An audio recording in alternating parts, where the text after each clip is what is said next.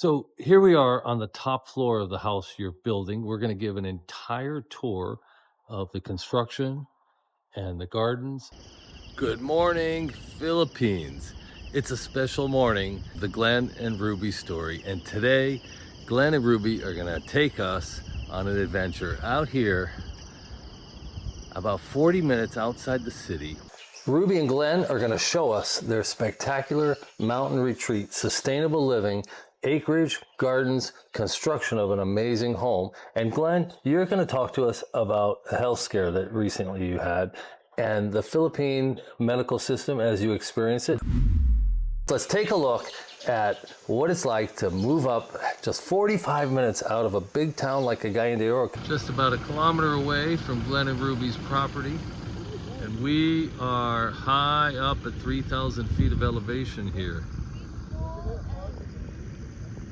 The air and the temperature, it's in the high 60s, low 70s, would you say? Mm-hmm. How did you find this property? I actually found it on Google Earth. We drove around looking for property. Then I decided to get on Google Earth and look for every road that went up to the mountains. And then we were just going to process of elimination, drive up and see what we could find. This actually was the closest road to our house. So we started here first. People, are fascinated by budgets of expats living in the Philippines. Mm-hmm. You've just sold an 8-bedroom home in a guard-gated subdivision, the #1 subdivision in Uptown. And you're just about to make the transition. Your house is like on 75% complete maybe. And yes. We're going to show that later. What kind of money would somebody need to spend for acreage up here in these types of use permitted territories? And, how much money are you investing in this project? What happened is I had lots of assets all over the world. And when we decided to move here, we sold basically everything, consolidated all of our assets, paid off all of our bills, no mortgage, no car payments, no credit card payments, completely debt-free. And then we wanted to build a complete sustainable future. So the goal could be that we could live incredibly well just off my Social Security if we had to. Mm. Yeah. So our money was invested into not having to have money. Mm. So if somebody was a mid-level corporate manager in America and they were about to come to retirement and they could sell their home for maybe $500,000 US dollars, could they recreate everything that we're showing them here? Pretty much. It'd be small, a little bit smaller acreage and stuff, but if you were looking for a piece of land somewhere up in the highlands, whether it's Balay or Tagakak, you probably could get, let's say, 2 to 5 hectares of land, beautiful land. You could build a 2,000 to 3,000 square foot house. You could have a swimming pool. You could have a garden. You could have a farm. You could buy brand new vehicles. That $500,000 would go a tremendous long ways. Yeah. You live like super wealthy here in the Philippines. Yeah, you could do all of that. Now you have to hire the people and do it yourself. You're going to use your brain. You're going to pay for the materials. If you went to a subdivision and paid a contractor, the money can disappear a lot faster. So what do you think? If somebody wanted just 2 hectares adjacent to this property, what would they have to pay, do you think? Well, you're only buying the rights, and I'm assuming for a couple of hectares, you're going to be paying about $10,000 US. For 2 hectares? Yeah. And that would be use rights. You can't just own it and walk away. It doesn't get title. You get the right to use it. It's use it or lose it land. Yes. Yeah. And it could be just 1 or 2 days a week and you leave a caretaker, right? Correct. You could go back to America for 3 months as long as you left a caretaker. Build a little summer cottage and plant a garden. And the expectation, maybe not in our lifetimes, but certainly in Ruby's lifetime, in 10, 15, 20 years, you would be able to title this land. Right. Hopefully. Yeah. Hopefully. That's the process. That's the process. And if you wanted titled land, 2 hectares, what's that going to cost? Around here, right now, I guess they're only $1 million. $1 million. Already, yes. So which is about $18,000 US dollars for for 2 hectares or 1 hectare? 1 hectare. So that's 2.5 acres. Yeah, 2.5 acres. That's for a title. Does that be like a view lot? It could be. Could be. Could be. Okay, so that's the range. Here we're very lucky because the people here are very friendly and they're willing to help. You just act like a local people, then people will love you. Yeah, you're actually adjacent to Labona, and it's San Vicente barangay. And the minute the sign said San Vicente barangay, it like changed and it became quite clean and tidy. It's very and clean. it was a quaint little, it's really a nice little, the road is brand new. Now you mentioned when you found this place, it was just dirt road and a mud pit, the whole, how long did it take you before the road came in? Like 2 hours? Drive there 2 hours. 2 hours. Yeah. And then we get stuck. Sometimes I'd have to get Ruby to get out of the car, tell her to get out, and I'd back up and I'd have to run up the muddy road and slip and slide. Yeah. We get stuck and we'd have to get the water buffalo to pull us out. Yes. So you planning on having a water buffalo on the property? We've had a water buffalo. We have a cow now. The cow. So in terms of livestock, just the cows, chickens, and goats. You planning on goats? I'm planning to have a You goat. say no. You say yes. Yes. Okay. So the answer is yes. And we'll probably eventually have pigs. Okay. But I want them a little bit away from the house. Sure. Yes. Sure. Downwind. Yeah. Okay. So let's talk about your health emergency. You're 70 years young. Okay. Yes. You've led this amazing life where you've been off to whitewater rafting adventures. You were the manufacturer's representative. You owned the company. You went to whitewater rafting tournaments. I'm sure you've whitewater rafted some of the most spectacular. This is a life people dream of, let alone picking up and moving to the Philippines. But when you picked up and moved to the Philippines, you ended up on Surigao, which is like the surfing island. You had land, you invested in land. We've heard the story leading up to this. Now, we've told the story in the last episode where the boat ended up on the beach. It wasn't 100% wrecked. You did have it repaired. It could have been put back in the water. You had this discussion, which is enough. Let's not put the boat back in the water. He always asked me if I want to live in Siargao, and I told him no. Glenn, tell us about you had a heart attack. We've told people you had a health incident. Where were you when you had this heart attack? I was in Oregon. I was just outside of Portland. We traveled to the U.S. every other year. We spend 2 months every other year in the U.S. I was at my daughter's house. Before this, your health, never any heart trouble, no problem. I didn't know that I was having problems. I was getting pains in the middle of my back, but I was never getting the typical left side, shoulder. Severe pains or mild pains, or you walk around all day pains? Usually would be after exertion. How long would it last? I would just take some ibuprofen, lay down 10, 15 minutes, and go away. So I woke up about 4 o'clock in the morning. My back was really hurting me. So I went and took some ibuprofen, laid down, had Ruby massage my back, and it just wouldn't go away. It kept getting worse and worse. How severe was the pain? It was really bad. I would say on a 1 to 10, I was probably at a 6 or a 7. Okay. It was more of it wasn't like a piercing pain. It was a deep pain. And I could feel it in my back, and she was massaging, but it wouldn't go away. I could get no relief. So then I finally felt like I was going to throw up, so I went to the bathroom, and walking to the bathroom, I almost passed out. Then I realized this was something more serious. Told them to call the ambulance and that I was having a heart attack. Now, Ruby, they didn't think it was that serious. He never had a really bad healthy occurrence. So this is the first time that he had. So when I was looking at him, it's very different because he's getting pale and like getting white.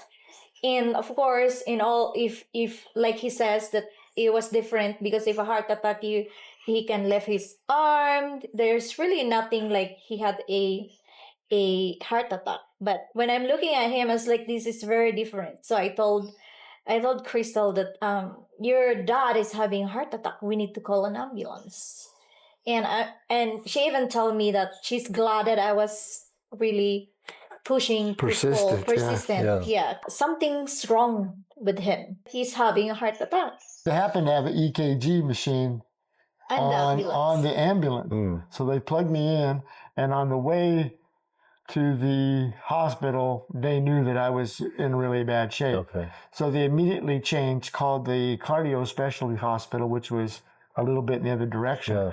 Yeah. And they notified them that I was having what they call a widowmaker, a complete blockage, and it was a serious heart attack. The doctors were all washed, gloved, and ready to go. They had all the equipment. I had the IV in me. Everything was going to go. The anesthesiologist said goodnight, gave me a shot. 45 minutes later, I was in the recovery room with a stent. Yeah. With a stent. Yeah. One stent. So from the time the ambulance picked me up to the time the surgery was over was less than an hour. So they didn't cut you open. I had a Band-Aid and one little teeny scratch on my wrist. And then, when the dust settled, what's the prognosis? Well, at that time, they could tell that I had damage and that they didn't want to spend a lot of time inside my heart. So they put the stent in where the main blockage was. I was getting flow through the other two valves, enough. So they did that. So the idea was, let's wait and see, let's give you medication, let's get everything in control, and then we'll see where we go from there. Now, the problem was I only had Social Security. My doctor in Oregon had retired.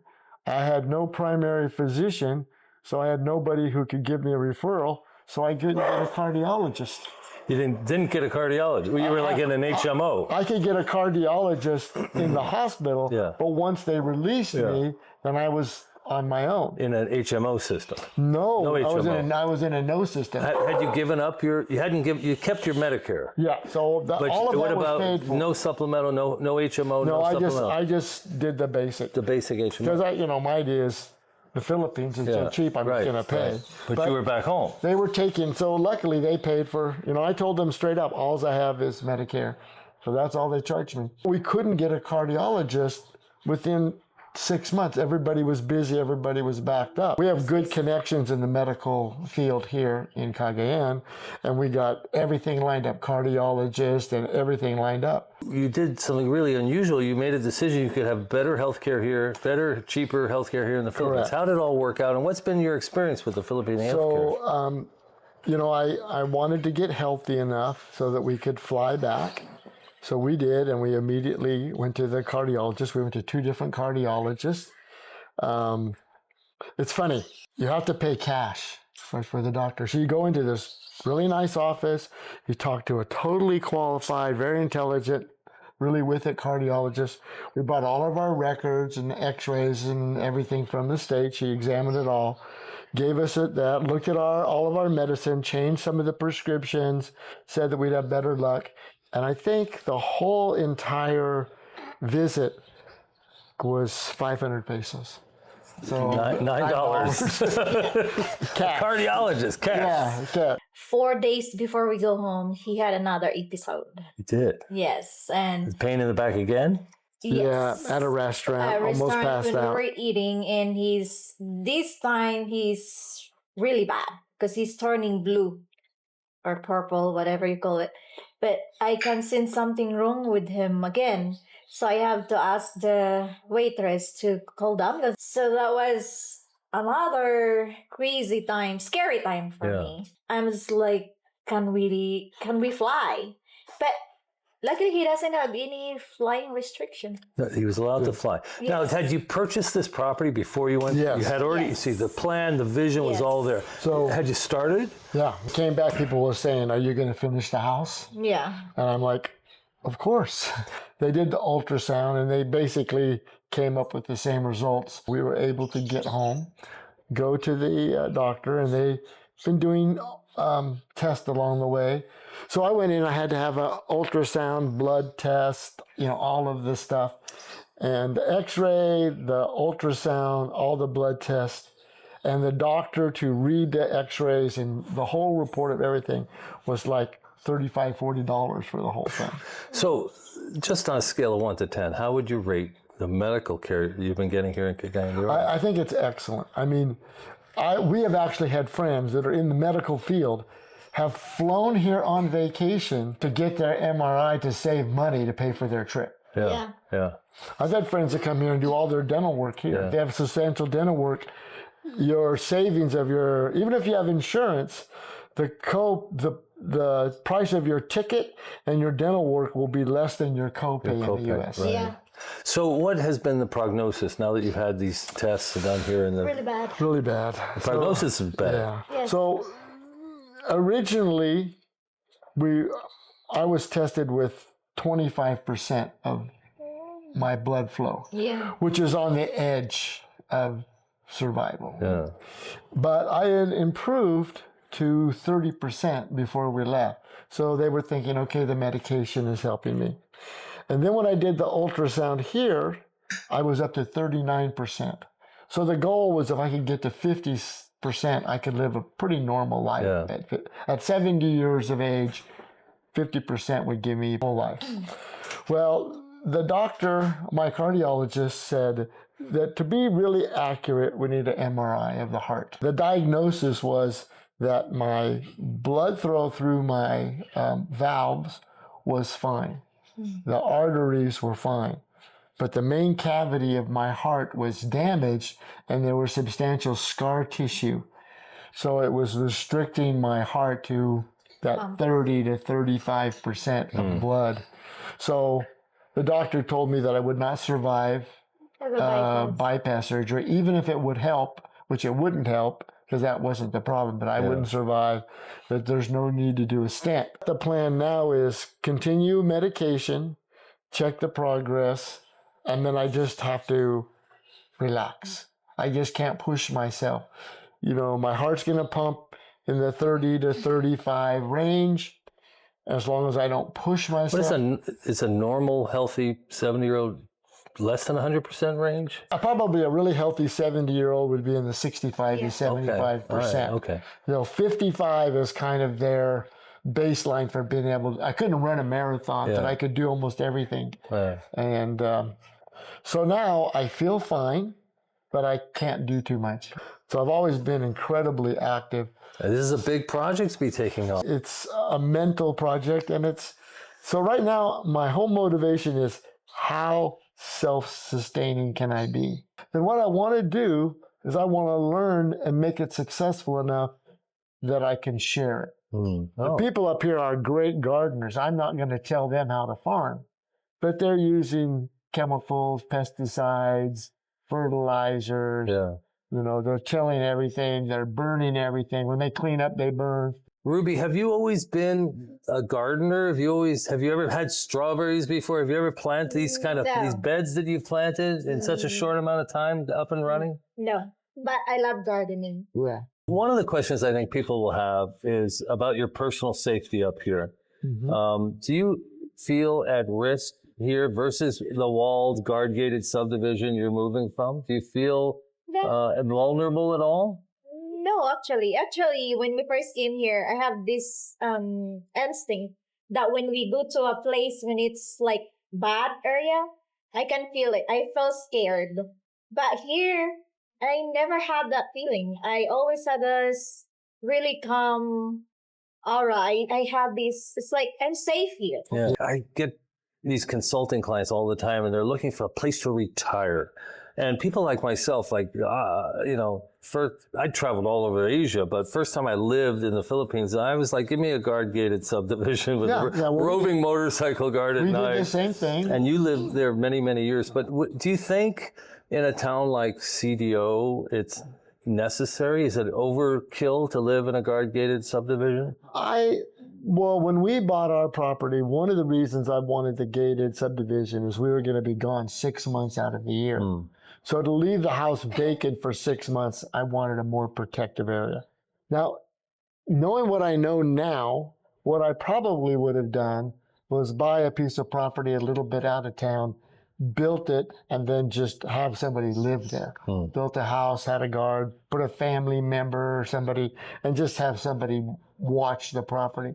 That's probably what I would have done if I would have known. But, I'm looking through my American eyes, and I'm thinking, and I lived in the Philippines a bunch as a young kid. So you drive into Xavier Estates, and the first thing you notice, there's no bars in any of the windows. So that was a good sign of how good the security is. Plus, there's quite a lot of, retired military congressmen and stuff that have actually moved down to Manila to live in Cagayan because of the safety and the price, peace and quiet. And What do you say to people like, about Mindanao? Like I get asked all the time about Mindanao and safety because, there's a red zone and a yellow zone. And now Davao and Butuan just got elevated to level 2 security from level 3. But I've only lived in Cagayan de Oro for a year and a half. You've been in and out of the region and in Mindanao for 18 years. When people ask you how safe is Mindanao, what do you say? Don't come. Thank you, U.S. government, Australian government, Canadian government. Please put warnings out. It keeps our prices at half price and keeps it beautiful, peaceful, and quiet. Yeah. So I have never felt danger. Cagayan, is the city of gold and friendship. I found people incredibly friendly and very peaceful. Now, there are things you have to be careful of. We don't go out late at night. We don't drink. We're not running around at clubs, so that keeps us out of trouble. Yeah. It's much safer than it ever was, and this part was always safe. This part here. I mean, Cagayan de Oro was always safe. The northern part, Davao, that was always safe. Then you have the western side of the island that was considered dangerous. Now that's much safer than it was. And it was. Now, in the previous interview, you said Malay Balay was a little place that you didn't want people to really find out about and come flooding into. What is it about Malay Balay that you like so much? Well, it's the capital of Bukidnon. It's a couple thousand feet elevation. It's a large enough town to actually have services. There's a hospital there. They're building an airport. The airport might be open by now. It's going to be open soon. Good paved roads, kind of halfway between Davao and Cagayan de Oro. So it's cool in air temperatures, and it's kind of a spread out plateau. So there's lots of land, so the land prices aren't crazy. So if you want cool breezes and mountain living, Malay Balay. What if you're a beach guy? If you were living on a budget, you were saying, I want to have the best quality of life for the cheapest price, Malay Balay would be one of the top places on my list. Yeah. Now, if you're looking for beach, the cheapest, best beach living would be on the east coast of Mindanao, from Surigao down to Davao. There's a lot of beach, there's a lot of land, a lot of beautiful places there. We sailed that whole coast, and it's some of the most beautiful waterfalls. You need to go to Aliwagwag Falls. Put that on your list. Okay. That is one of the most spectacular waterfalls in the world. It's mystical. It's not like anything you've ever seen. And the Enchanted River is there, and there's beautiful bays and islands. Wow. Very few people. It's very safe, and there's lots and lots and lots of beach. Now, you said Iloilo is like the best organized city. But it's I think it's a little warmer there, and it's not on the beach. They have a river walk. Would you go to Rojas City across the island, or would you go to Guimaras nearby? Well, Guimaras is so close. I mean, it's an extension of the city. It's a 15-minute bunker ride, and you got beaches and all the island life. So you're really, they're going to have a bridge there soon. It's going to be like crossing the Cagayan River to go to one side of town to the other. It's going to be so close. So, but there is no highlands close. Now, Rojas, they are doing a lot of development there. And then, Boracay is there. But if you want to live in a city, if you're looking to live in BGC, but you don't want to be crazy, I would highly recommend Iloilo. The old part of town where the river walks and all the bridges are, it's incredibly clean. And then they've got the mega world and the new part with all the condos and stuff. So let me ask you guys, a lot of our audience are watching the way I live my life with Chrissy. They're hearing about your life. They just have trouble pulling the trigger. They're like, not wanting to fall and go smack off the cliff. And by watching these YouTube videos, they get a sense of what the possible is. Yeah. A lot of times what holds them back is until they meet someone like Ruby or Chrissy, they're not coming. They don't want to come to the unknown, even though they hear there's a surplus of amazing Filipinas. They just don't want to come without having met that person online. And other times, even though they've heard over and over again, you could live on $2,000 US comfortably. And they're very worried about the healthcare system too, and being stuck. What would you, both of you, I'm interested in Ruby's point of view, what do you say to the people that are just on the verge of pulling the trigger and telling their family they're coming to the Philippines? Well, like this is, I can agree that they're hesitant to come because they're really looking for a good quality woman, and it's hard. It's hard to find out if you're just talking online. So to get to know that person that you're overthinking, you have to come. Because if you don't, then you'll never know. And to have a good relationship like what we had, well, you have to talk about it. You have, and do not settle if you're just not sure. Okay, Glenn, what about you? Well, it's very, very possible that you can go to places in the Philippines that you don't want to live. And most of the places that are the popular names that everybody says are not places that you are going to be happy. You know, you need to kind of find your own. And I can't tell you where that is because I don't know what you like. I don't know what kind of city you're from, what kind of country, area you're from, what you expect of life, what you're willing to adapt to, what your requirements are. Obviously, closer to a major metropolitan area is going to give you the best health care. 1 hour from the big hospitals downtown. Yeah, you know, like you feel comfortable. St. Francis Yeah. is 45 minutes from here, okay. you know. That's 3 kilometers from my house. Yeah, so, you know, it's not that big of a risk. So how do they bust out of their box? What's the thought process they have to go through? Couple of things I would like to say is a relationship is a contact sport. You got to make contact. Even though I found my wife online and you found Chrissy online, I wouldn't recommend that as it's only a starting point. And I would come and get to know the place, learn the culture, meet the people, see what kind of people.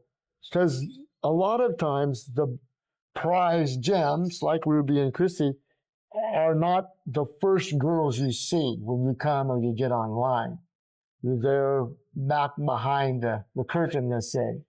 So I would recommend come here, learn, even if you're going to find somebody online, you're going to do a much better job if you've been here. You know the situation, you know the custom, you know the land, you know how they speak English and what it means. So you have an idea of what's going on. How much money does a typical Western person need to live comfortably in the Philippines? $2,000 a month, you can live comfortably. Ruby, if a 65-year-old expat, fit, relatively good-looking man came and settled in Cagayan de Oro, how long could he stay single? It depends. How fast of a runner is he? How fast can he run? There's really lots of women here that really need care. You know, that's the reason why we go online to have a gamble. For us, it's a gamble. How could I find somebody? I'm blessed that I found Glenn because he's really a good man and he's family oriented. He loves my kids, and having his financial stability for me is a bonus because I'm not looking for a guy like that. I'm looking for a guy that I can call him a husband, that we could create a really good family, you know. And a great life. Look at this life here. Yes, Yeah. you know. Yeah. Well, you can have a great life. You can have financial, you can have whatever, but the problem is, are you in peace? You know, when you go home with your partner, are you in peace? Are you happy? Or you can't wait for him to go away? But for me, no, I want my husband to be with me. We're 24/7. Yes. You know, Yes. I don't like when he's away with me. No, we're inseparable. And we're like 18 years together. So what are we looking at, Glenn? What are we looking at? This is the edge of the mountain range. Our house is, actually there's a river between us and that mountain, and our house is right on the edge. And the river canyon is way up. This big mountain right here, your property is on the edge. Yeah. How high is this mountain right That here? one there is about 7,000 feet. And who owns what is all this land here? This is mostly all forest land, and the rights are owned by families of the indigenous people. So you had to become a member of the indigenous Yes, I tribe. had to be adopted in the tribe. I'm gonna go put these groceries away. This is our little cottage. You want to come see it? What a little cottage. Let's go see what a little cottage looks like. It's 10 feet by 12 feet. Look at that! Wow. So you're living here. So we just fold this bed down at night, and then there's a loft up here where the kids sleep. And then we have a CR and a shower and everything in here. And then Ruby added this kitchen on the back because she wanted more room.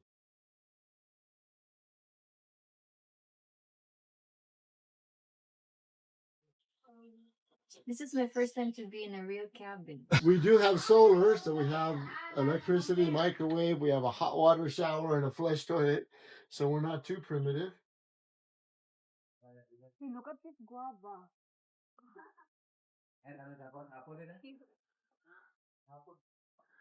Chrissy, you happy up here? Yes. You want something like this? Yes. But you have to have a rooster.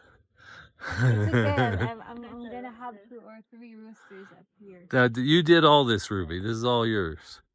Look at all these plantings. Hello, we love birds. These are lovebirds. This one, parakeet. That's the parakeet. Kani yan? Lovebirds. Ay, mali. Abi man ako mo ni lovebirds sa una. Isa ito, dahlia?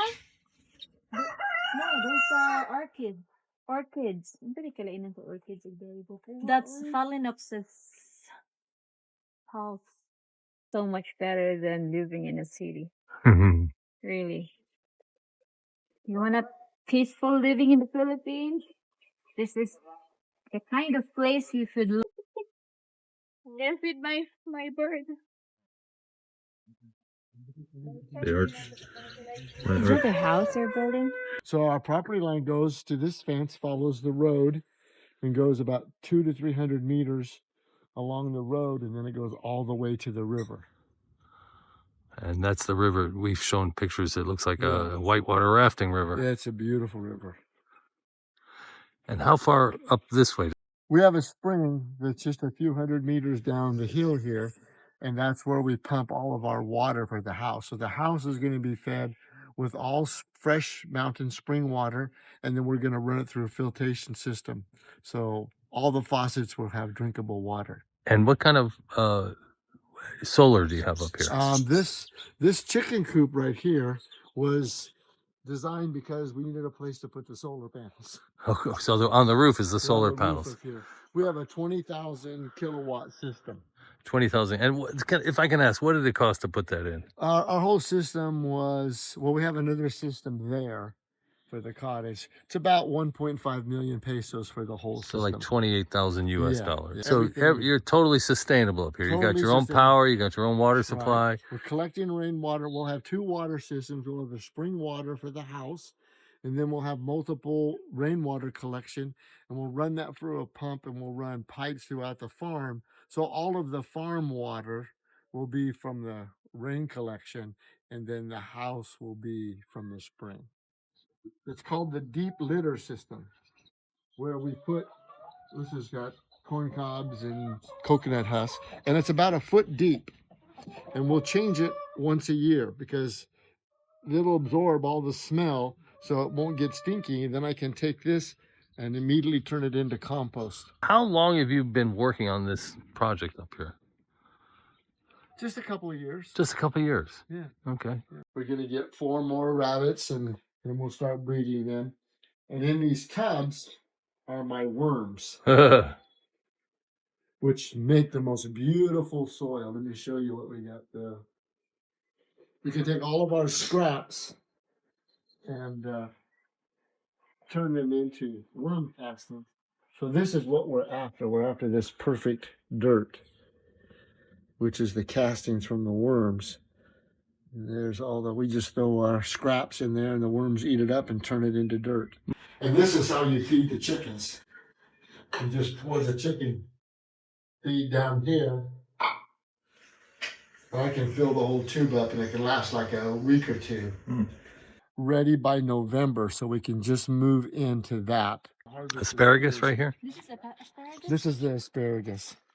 So here's one if you want to taste it. You've ever had fresh asparagus? Yeah, I mean, I don't know how fresh. You No, taste it right just- here? You just eat that fresh. I don't know. The stem? Just Eat the top. Eat the whole thing. You can eat the whole thing. That's going to be tender. Mm, Oh, wow. thank you. Mom, it's crazy. Oh, it's good. Yeah. Isn't that good? Mm-hmm. The first time I tasted asparagus. You know, I used to Fresh. always cook it. Then I started eating it raw out of the garden. I think it's never going to get to the pan. Yeah. So what we do is we put the very first 4 inches is like big old dead logs and branches. 2 reasons: they rot and they give nutrients, but also because we get such heavy rain, I wanted a place for the water to go. I wanted drainage. So then we fill it full of the compost, and then we put this shredded coconut on top. And then when I want to plant, I just move this aside, dig a hole, plant it, and then put this back around the plant. And it keeps the weeds away, and it also holds the moisture in. And all of the compost, all the vermicast and everything, we make here ourselves. And there'll be a trail that will run through here. The idea is, if I can't climb stairs, I will live in the bedroom on the ground floor. And then wheelchair can take me right down there where I can get into a car without having to climb stairs. So the strangest thing about this house is there's no really formal front door. This is going to be Ruby's aviary. All of her birds will just be able to fly free in here. So screened in porch here and the aviary over Yeah. here. But that actually goes to a mud room. There's a toilet and a shower. So if you're in the garden and you're all dirty, Yeah. you can come right in here. And the laundry room is right next door. Now this here, I'm building this whole side as a greenhouse. So you'll come in here, you'll have a front door that opens this way. This will be all glass with the awning windows. So we can have some plants here. And this is stairway, obviously, to go upstairs. Then this is the main living room, dining room here. So we're going to put an electric fireplace here with stonework and bookshelves on either side, and then a television above here. And then the living room, and then the dining room table goes against that wall. Now, this is going to be solid glass. These are going to be big, tall, sliding glass doors. So all of this will be completely open, just the way you see it. This is your main view from the house. Yeah. It's going to be from your living room. That's your view. Now, this is all going to be a deck. Big, large deck with all the little top. We're going to put on the rail, instead of just a handrail, we're going to put a small table at the height of a chair, so you can just slide a chair underneath, and so we can seat people all the way around the deck. You can pull right up to the deck. This is going to be the kitchen. Wow. Big kitchen. And it's going to be a multi-purpose kitchen. The normal kitchen, cabinets along here, is going to have a sink, a dishwasher, a gas range, induction cooking, because we make our own electricity, all along this wall with cabinets up here. This is all solid glass, opening after the deck. Then this back side here is the dirty kitchen. So this is going to be all wood fired. So I'll have a big pizza oven in the corner. I'll have a wood cook stove here, a vertical smoker, and then will just be a big open area. We'll cook you over an open flame. And that goes right down to the river. And what a breeze up here. It's like 9 o'clock in the morning now, and it's Yeah, like, it'd be a hot in Cagayan right it'd be now. really hot back in the city. Very nice. A cool, like 67 degrees Fahrenheit breeze coming through or something. This is the CR for all the guests and visitors to use. And then this is the guest room. So if we have guests here, they can lock that door. They just become their private bathroom. Suite, yeah, ensuite. Okay, I'm making a reservation right now. Yeah, we'd love to have you come.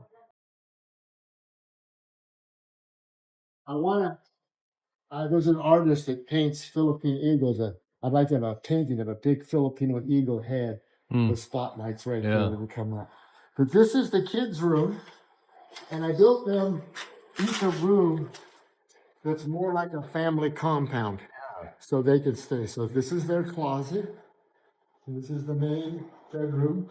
This is the master bedroom, and this is going to be solid glass with a big sliding glass door and louvered windows on top of letting the fresh air, and then that's going to be glass.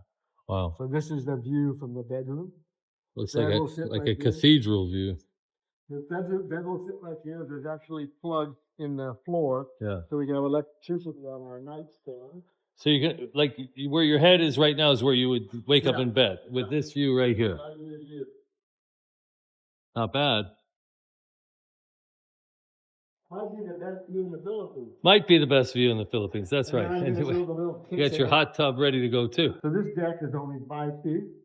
Gonna be a little rail. Now we're gonna put rails and hanging baskets across the whole house. So it's designed after a Swiss chalet.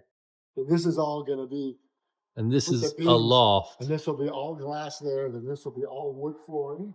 Glass, wood There's a floor. rail here. And this is the loft of the master bedroom. The dirty kitchen and the pizza oven. So we just incorporated it into the house because when it starts to rain in the afternoon, it's so heavy. I wanted lots of activities that you could do in the house while it's raining. So if you have a wood project, you're building something, you have all your shop tools, the whole side for your shop, you have your greenhouse, you have the pizza oven, all of that you can be doing during the rainy part of the day. It was really important for me when we lost the boat and we lost the house in Siargao, because those were lifelong dreams. I had to have a new dream. I couldn't just go someplace out and survive. I had to have a new mission, a new goal, a new dream. So when we found this place, and I decided I wanted to build a completely self-sustaining homestead up in the mountains.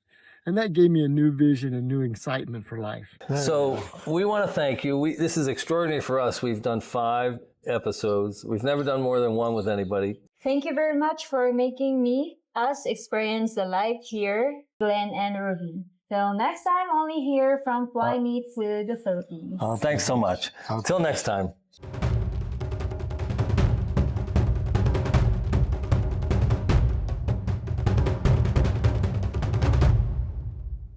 It was an exciting adventure at Glenn and Ruby's farm. Till next time, from Fly Me to the Philippines.